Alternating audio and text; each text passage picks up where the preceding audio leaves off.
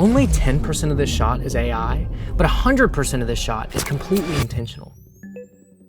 When you stack AI on top of practical footage, you get the Hollywood level VFX without having to pay the Hollywood level prices. There are 3 steps. Build the house, direct the AI, make it belong. Step 1, we are going to build the house. We have 3 levels to our house, all right? We have our foundation, we have our walls, and we have our roof. Now these are very important pieces. Basically, the foundation is your message. It's your storyline, the idea, the concept. This is where you shine. So because AI learns from everybody else, your unique perspective is the only thing that's going to help you stand out from the crowd. So we're gonna be breaking down the music video I just recently produced. Now the foundation of this music video, the story, the message, was all about selling your soul to the algorithm and how you end up looking like everyone else once you sell your soul to the algorithm.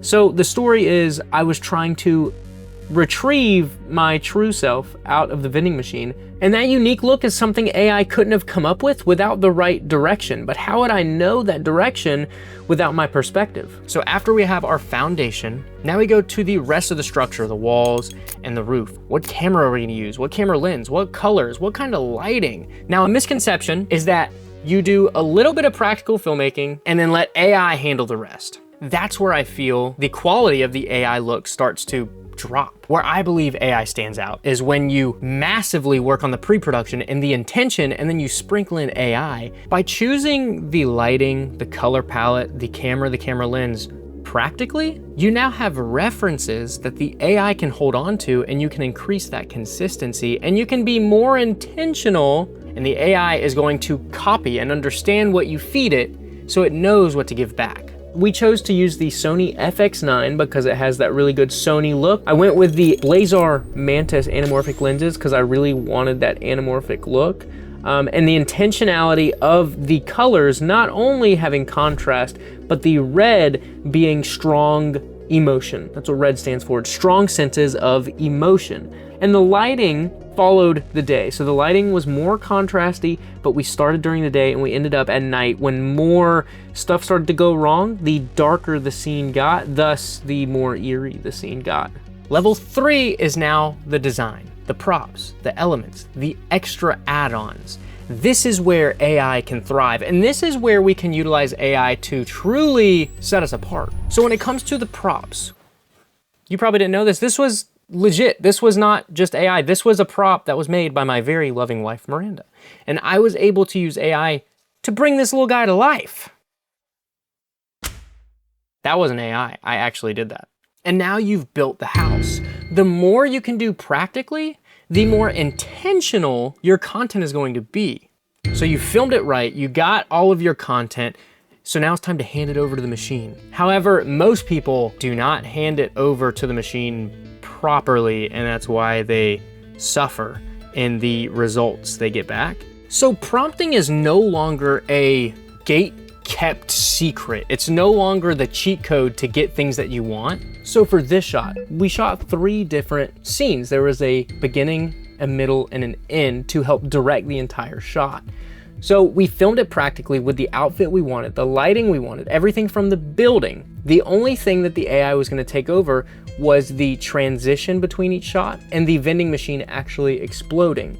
So what I did is I plugged in the 3 shots to Claude, I told it exactly what I wanted to happen, and from there it produced a prompt that I then plugged into Seedance 2.0 as well as my references. Now for the prompting, not only using references in terms of videos and screenshots from what we actually captured, but anything that shows up more than twice within your video, me, the prop, the vending machine, I made an element for it by uploading multiple different references of this prop, subject, character, whatever it may be. And by uploading those references, it would be able to stick with the consistency when I use that element in future prompting.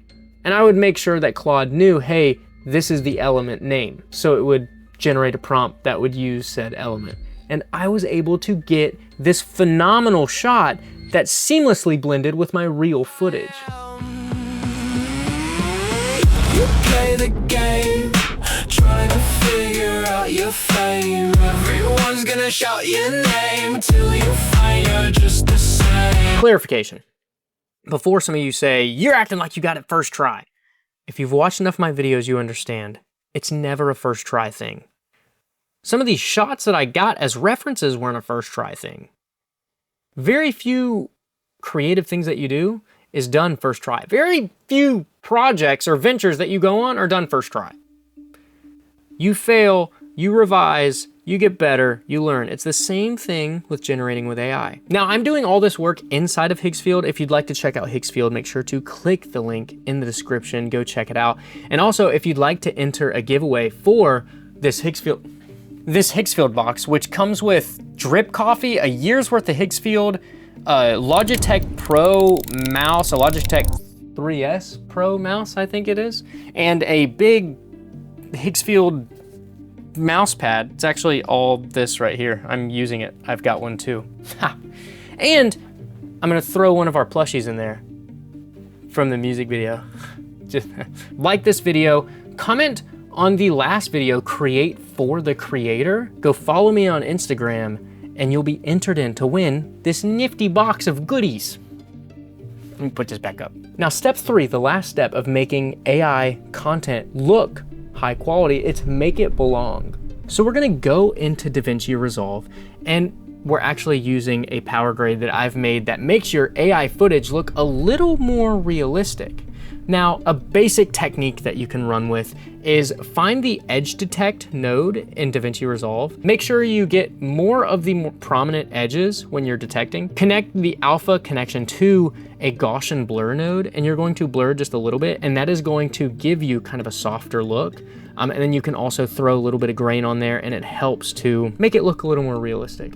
If you'd like to check out the power grade, the Your Mom's Essentials grade, it comes with that as well as many other effects. I like it. I use it for literally all my footage, so make sure to check it out. So when it comes to creating your content using AI to enhance your creativity, it's through the building process. You have the foundation, you have the perspective, you have the divine creativity sent to you from the good man upstairs, the great man upstairs.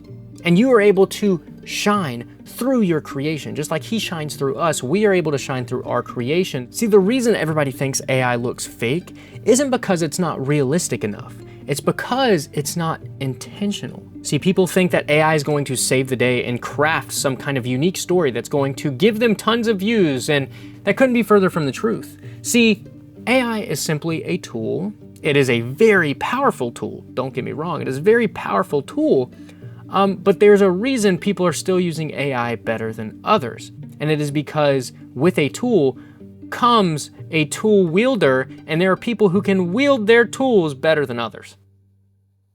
Does that wield? Is that, I'm like referring to people swinging swords and stuff, wielding it. I don't know. Take your building, understand that you determine the foundation, and then fill in the gaps of where AI can help accelerate and enhance your content and not replace your creativity. If you'd like to see that full music video, make sure to check the link in the description. It only takes one to start creating content. It only takes one to start using AI. It only takes one to make a change, and it only takes one to change the world. And that could be you. See you next time.